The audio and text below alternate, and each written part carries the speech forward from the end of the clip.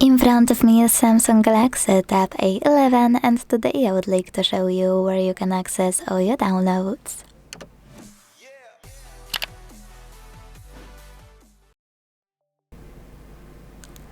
If you wanna access all of your downloaded files on this Samsung, you don't need to download any app, but you need to find one that's already on it. This one called My Files.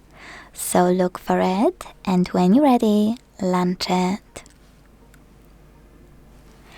Now if you can't see labels on the left, you can make them visible by tapping on those three lines at the top left corner. Finally, access Download section right under Documents. And as you can see, all of my downloaded files are here.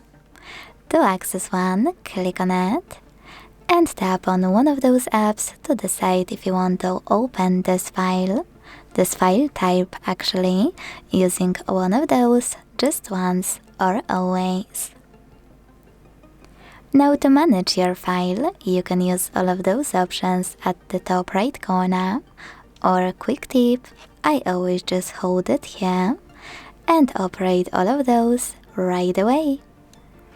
Thanks so much for watching. If you enjoyed this video, leave a like, comment and subscribe. Bye!